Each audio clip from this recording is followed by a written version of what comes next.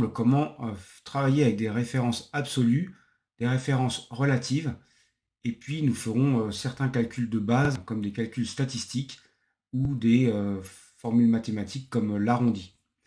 Donc, sans plus attendre, on va basculer sur mon écran et on va faire un petit cas pratique. Donc ici, c'est le cas CM1. On va commencer par ce cas-là. Et on va faire les 6 questions qui sont là. Donc, effacer la zone jaune pour commencer, puis transformer cette plage de cellules en tableau. Donc, la zone jaune, vous allez sur la première cellule qui est ici. Vous prenez votre clavier. Donc là, moi, je vais vous montrer avec un clavier visuel. Voilà, on va utiliser ça. Ici, sur votre clavier, vous allez cliquer donc à la souris, vous cliquez ici, clic gauche. Vous appuyez sur la touche Maj. Vous cliquez sur la dernière cellule à droite, ici. Puis, comme vous voulez sélectionner toute la zone, eh bien vous scrollez vers le bas. Ici. Tac, et vous sélectionnez avec la touche Maj. Vous gardez la touche Maj enfoncée et vous descendez. Tac, tac, tac, tac. Ah, j'ai raté. Donc, Maj, je pars à droite. Et puis ensuite, je reclique sur Maj et je descends. Jusqu'à ce qu'il n'y ait plus de jaune. Voilà. Le tableau étant, la plage étant petite, on peut le faire ligne par ligne. Ensuite, je peux enlever ça maintenant. J'efface le jaune. Aucun remplissage. Et maintenant, je vais pouvoir faire le petit 2. Transformer cette plage en tableau. Donc ici, on voit que ça s'arrête ici, qu'il y a des lignes vides. Donc ici, si je clique sur une des données, n'importe laquelle, ça peut même être le ELSA par exemple, peu importe, mais pas les en-têtes, vraiment les données, vous faites insertion tableau, vous gardez la case cochée parce qu'il y a bien des en-têtes à prendre en compte, je valide, vous avez un joli tableau bleu que vous pouvez passer en orange, puisque vous êtes en mode tableau, donc vous avez accès au style. Ensuite, il nous faut remplir les cellules vides. Donc les cellules vides, c'était les anciennes cellules jaunes. Je fais égal moyenne, donc là, deux solutions. Soit je fais égal moyenne ici, et puis je sélectionne toutes mes notes, toute ma série de notes, et je valide, et ça fonctionne. Autre solution, vous pouvez prendre aussi le accueil sigma, choisir la moyenne automatique, et vous validez par la coche verte ou par entrée. Votre moyenne est réalisée, c'est parfait. Même logique pour la formule max, qui permet d'avoir la meilleure note, sauf que là, attention, ne prenez pas la moyenne, donc il faut modifier à la souris. Ici, je valide. Ensuite, pareil pour la touche min, donc là je vais prendre la formule min, puisque c'est la moins bonne note, la plus faible.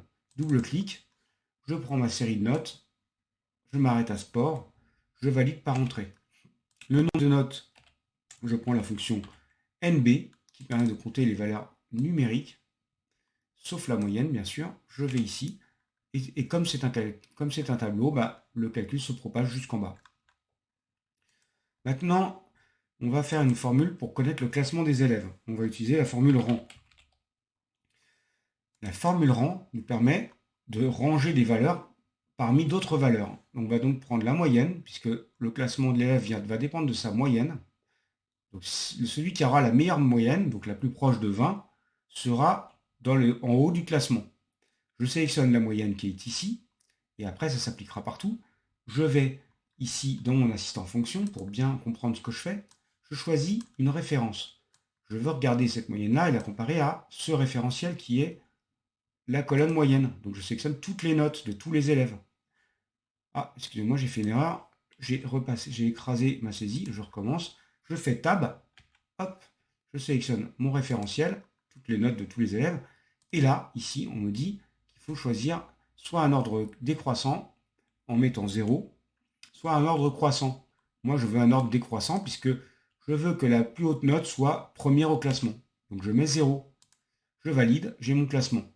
Quant à l'âge, ici, eh bien, j'y touche pas, c'est déjà rempli.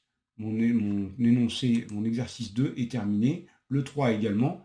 Il ne me reste plus qu'à ajouter ici, à me rajouter en tant qu'élève avec les notes de mon choix. Eh bien, écoutez, je vais me faire plaisir. Je vais ici, je fais Tab. ou je clique sur le curseur et j'agrandis le tableau comme ça. Moi, je fais Tab en général, ici. Ça m'insère une ligne. Je m'appelle Triquet. Je mets mon prénom ici. Et puis, je vais me mettre des bonnes notes, surtout en français. En maths, un peu moins bien. En histoire, c'est pas terrible parce que je suis un peu complotiste. 14. Par contre, en anglais, c'est very good. 16. Alors en sport, c'est du lourd. Voilà, 17,2. Alors je suis premier au classement. Regardez, magnifique. Je suis premier de la classe. J'ai quel âge? Ça c'est mon secret, donc j'ai 32 ans. LOL. Maintenant, on est good, sauf que j'ai oublié les oranges, non les jaunes là. Nombre total d'élèves égale NBVAL et non pas NB, parce que je dois, en toute rigueur, sélectionner les noms des élèves. Peut-être ça aurait pu être aussi des identifiants, mais au format texte. Alors du coup, prenez bien BD NBVAL, parce que si vous prenez NB, ça ne comptera pas du texte. La fonction NBVAL compte toutes les cellules non vides, que ce soit du texte ou du numérique. Je valide. Je vais calculer l'âge moyen, égale moyenne. L'âge moyen de tous ces élèves-là. Non, ça c'est pas l'âge. L'âge il est là-bas. Hop. Voilà. Bon, désolé, hein, je fais monter un peu la. Je suis en CM1, j'ai 19 ans, bon ça, j'ai 32 ans, bon ça va quoi. Ça arrive, j'ai un peu redoublé, bon. Je refais du coup, ça fait remonter un peu l'âge moyen de cette classe. L'âge mine, c'est la formule mine, ici. Je sélectionne toutes mes valeurs par la flèche noire. Je valide par tab pour partir directement ici. L'âge max égale max. Ici, double-clic, la même. Terminé. Voilà. On enchaîne. Faites en sorte, donc rajoutez-vous, faites en sorte que l'on voit toujours nos élèves et les entrées de colonne, même en naviguant la feuille. Vous devez vous placer ici, parce que ici, c'est quoi? C'est l'intersection. Donc on a la colonne qui est là, à gauche, et au-dessus, on a tout ça. Devinez quoi? Si je me mets ici, et que je fige les volets, je vais figer ce qui est à gauche et ce qui est au-dessus. Donc, je vais dans affichage. Je vais figer les volets. Donc, je clique sur ça, et maintenant je teste. Je pars en bas. La colonne, la ligne 6 est figée. Maintenant, je voudrais garder les noms, je pars à droite. Les noms sont figés. C'est bon. J'ai terminé le petit 5. Je fais maintenant une zone d'impression. La zone d'impression, ici, ça va me permettre d'éviter ça. Aperçu avant impression, eh bien, j'ai ça, sauf que j'ai aussi une autre feuille ici, avec des données que je ne veux pas forcément voir, et j'en ai même une troisième, parce que là, j'ai tout seul perdu sur une feuille. Pour éviter ça, je vais faire une zone d'impression plus restreinte, qui exclut KLM. KLM étant ici, je m'arrête là, je sélectionne juste ça, ici, et puis je m'arrête à K, je descends, CTRL, Maj, flèche vers le bas. Je m'arrête à Triquet Stéphane, je ne prends pas les stades en dessous, je clique sur mise en page, zone d'impression, définir, et je retourne ici pour tester. Effectivement, je m'arrête à sport ici, à plus faible note, mais je n'ai pas KLM, ça s'arrête à plus faible note. Alors oui, ça dépasse aussi, donc là, la solution, c'est de sélectionner toutes les colonnes comme ça, de double-cliquer ici, peut-être, ah oui, mais là, ça fout le bordel. Je prends ça comme ça. Je réduis à la main. Peut-être que j'ai des notes ici que je pourrais mettre sur deux lignes. Donc, je vais agrandir un petit peu ça. Je vais aller dans l'accueil. Je vais mettre sur deux lignes. Voilà. Ça, c'est meilleure note. Maintenant, ça va passer sur deux lignes. Vous voyez? Donc, du coup, il faut agrandir. Pareil ici. Envoyer automatiquement à la ligne. Je réduis. Ça part à la ligne. Pareil ici. Du coup, j'aurais pu prendre les trois d'un coup. J'aurais gagné du temps. Mais bon. Allez, je vais faire un retour à la ligne ici. Donc là, je suis en train d'optimiser mes colonnes. Voilà. Après, je peux centrer tout ça, comme ça et comme ça. Double-cliquer là-dessus. Bref, à vous d'optimiser au maximum vos colonnes. Voyons ce que ça donne. Aperçu avant impression. J'ai gagné une colonne, mais c'est pas assez. J'ai encore 2 colonnes toutes seules sur une feuille, c'est pas génial. Je fais une mise à l'échelle pour ajuster toute la feuille, toutes les colonnes à une seule page. Voilà. Maintenant, regardez, 1 sur 1, je n'ai plus qu'une feuille. Voilà, j'ai fait une mise à l'échelle pour que ça tienne sur une seule feuille en largeur. Voilà. Si je veux supprimer ma zone d'impression, je vais dans Imprimer. Et là, je me débarrasse de ma zone d'impression en cliquant sur Ignorer la zone d'impression. Du coup, je récupère KLM. Donc, ça va jusqu'à l'âge ici. Je vais zoomer un peu pour que vous puissiez voir. Ici, vous récupérez la colonne H parce que j'ai ignoré la zone d'impression. Retour ici. On a terminé l'exercice CM1. Voilà, je vous propose qu'on passe à l'exercice suivant. L'exercice suivant, l'exercice suivant, il s'agit de faire des moyennes. Donc ici, on a besoin de faire des arrondis. Donc je supprime la réponse pour que vous puissiez voir mes formules. Je zoome un peu. L'arrondi, c'est égal arrondi, tout simplement. Maintenant, arrondi de quoi? De ça. Pour combien de chiffres? Ici. Nombre de chiffres, il me demande à combien de chiffres après la virgule j'arrondis. Si c'est après la virgule, vous mettez 1. Et ce sera arrondi à une décimale. Mais là, c'est un arrondi. On va dire que c'est un arrondi à l'entier. Donc je vais arrondir à 0. 0 décimale. Voilà. L'arrondi sup ici, on va dire que on fait donc là, le résultat attendu, je suis désolé, j'ai plus la capture. Donc je crois que l'arrondi sup, c'était à une décimale. Donc égal arrondi sup de ça, mais à une décimale, on a dit. Donc, enfin, on a dit c'est sur la capture, mais que je n'ai pas sous les yeux. Donc à combien de chiffres? Bah, un chiffre après la virgule. Comme ça, arrondi sup. Donc ici, un élève qui a 11,32, c'est normal que ici, de faire, c'est normal qu'il passe de 11,32 à 11,4. Puisque j'ai fait un arrondi sup. Si c'était arrondi simple, il serait passé à 11,3. Excusez-moi. Arrondi inf de ça à une décimale. Voilà. En effet, il est passé à 11,3 au lieu de 11,4. Maintenant que je veux mettre le rang, donc je fais égal rang.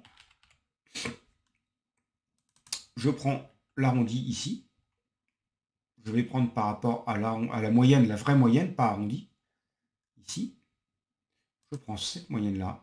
Je fais point virgule. Et là, je ne me fais pas aider de l'assistant. Le référentiel, c'est toutes les moyennes. Et l'ordre ici, c'est du décroissant. Qui est premier? Eh bien, c'est Zanetti. Maintenant, je suis en tableau structuré. Je vais en création de tableau. Je renomme le tableau parce que je devais l'appeler cinquième. C'est ici qu'on renomme les tableaux. Cinquième. Voilà, je valide par entrée. La syntaxe est incorrecte. OK. Alors, tab, underscore, cinquième. Voilà. Là, ça lui plaît. Ensuite, je vais ajouter une colonne rang, c'est fait. Et puis, j'ai terminé cet exercice. On enchaîne, on va passer à l'exercice suivant. Taux de TVA. Le taux de TVA, ici, l'idée, c'est d'utiliser, mais je ne l'ai pas précisé dans la consigne, c'est d'utiliser une référence qui est en cellule jaune.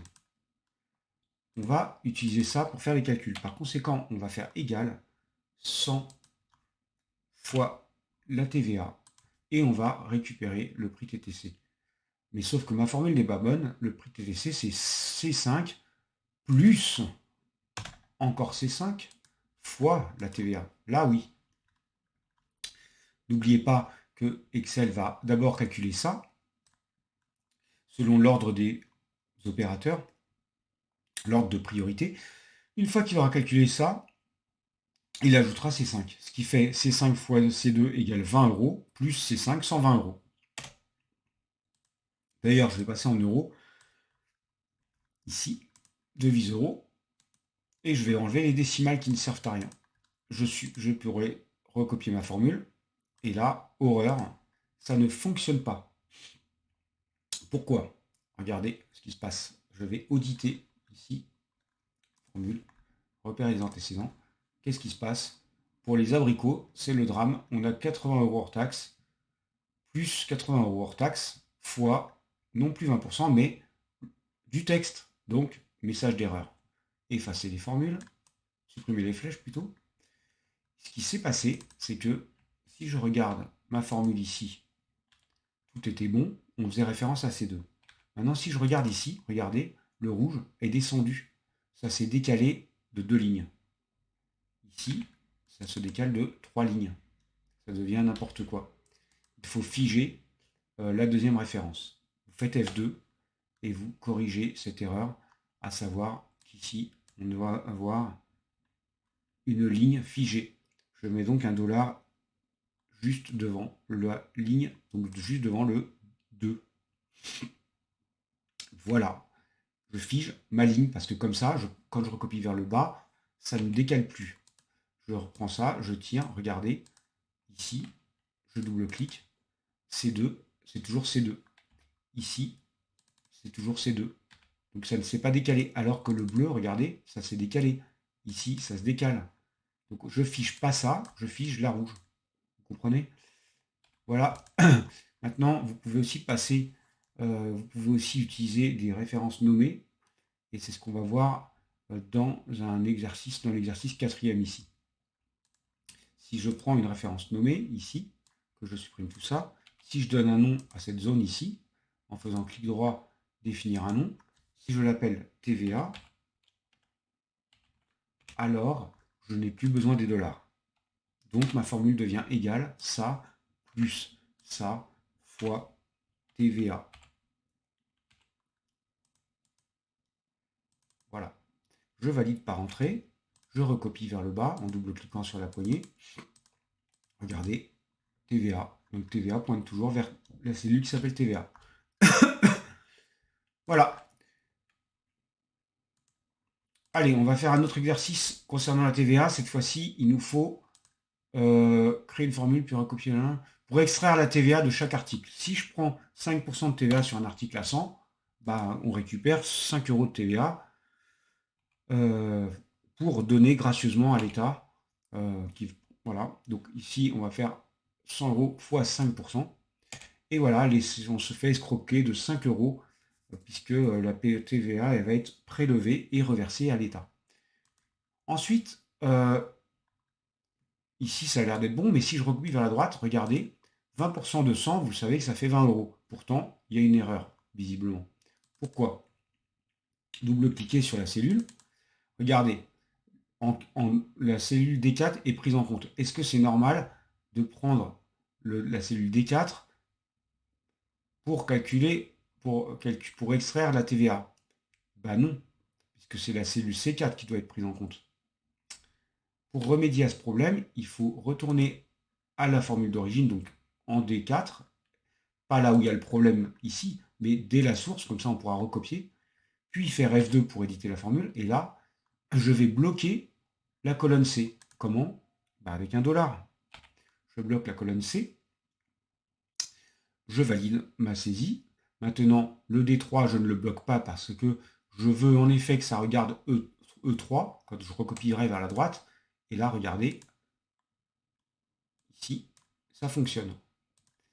Voilà. Maintenant, je prends les deux et je recopie vers le bas pour voir comment ça se passe, et ça se passe mal. Le problème n'étant pas les dièses, le problème c'est le résultat des calculs. Le dièse, c'est juste un problème d'affichage. Donc ça se résout facilement. Maintenant, le problème est bien plus important que ça, c'est un problème de calcul. Ici, si je vais en ligne 2, regardez, il me calcule les kiwis à 120 euros hors taxe, sauf qu'il ne me multiplie pas par 5%, mais par 5 euros. Pourquoi? Parce qu'en fait, quand j'ai recopié vers le bas, la formule s'est adaptée au contexte. C'est-à-dire qu'au lieu d'être en D 4. Ici, au lieu de prendre le pourcentage qui est en D3, eh bien, en recopiant vers le bas, ça s'est décalé vers D4. Il faut figer le D avec $1. Voilà. Sauf qu'il faut le figer, je me suis trompé, il faut le figer dans la cellule de base, ici en D4. Donc je recommence, je mets mon dollar comme ça, devant le D, et je garde bien sûr le dollar devant le C aussi. D'ailleurs, c'est pas devant le D, excusez-moi, décidément, c'est devant le 3. Voilà, c'est pour voir si vous suivez ça. Je mets mon dollar ici, parce que c'est bien la ligne que je veux figer, pas la colonne. Je veux qu'on puisse recopier vers la droite et que ça aille regarder 20%, donc les colonnes ne doivent pas bouger. Mais par contre, je recopie vers le bas, et en aucun cas, les pourcentages doivent se décaler. Je me réfère toujours à la ligne 3, donc ligne 3 figée.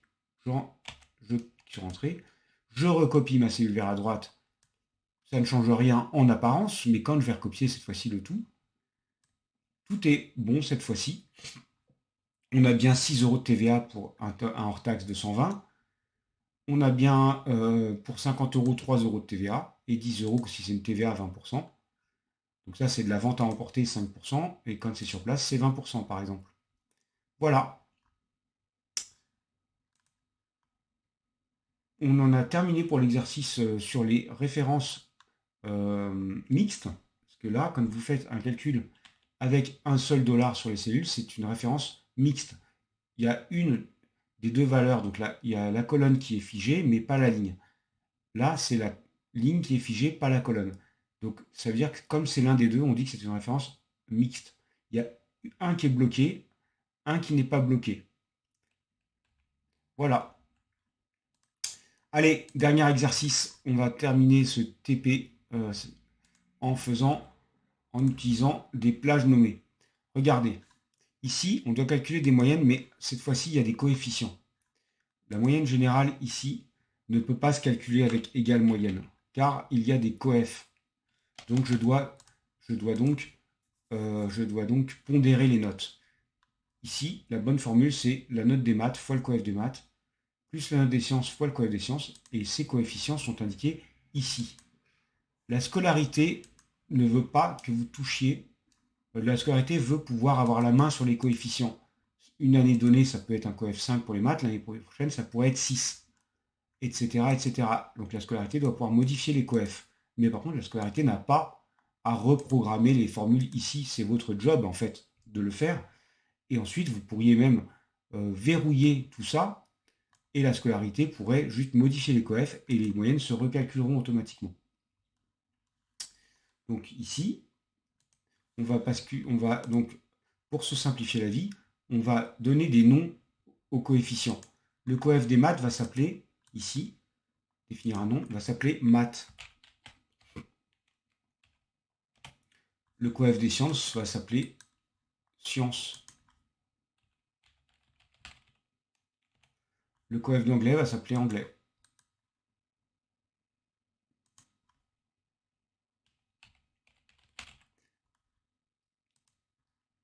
Je continue. Pensez à bien valider par entrée ou par OK. Et ça s'appelle coef. Somme coef. La somme des coefficients. Il a récupéré le nom à gauche, ça me va, je valide. Ici, je n'ai plus qu'à cliquer sur égal. La note des maths fois F3 maths, coef des maths, plus la note des sciences fois F3 pour avoir une aide, sciences, plus la note d'anglais fois anglais, parce que je me souviens que je l'avais appelé anglais. J'ai plus besoin du F3, plus le français fois français, car je me souviens que je l'avais appelé comme ça. Le tout divisé par la somme des coefs, je mets ma parenthèse, je mets mon slash pour mettre un divisé, et je prends ici F3 pour me faire aider à nouveau, et je prends la somme des coefs. Et je valide, et je retrouve ce qui était demandé ici. 14,1, 12,4, 10,8, on est bon.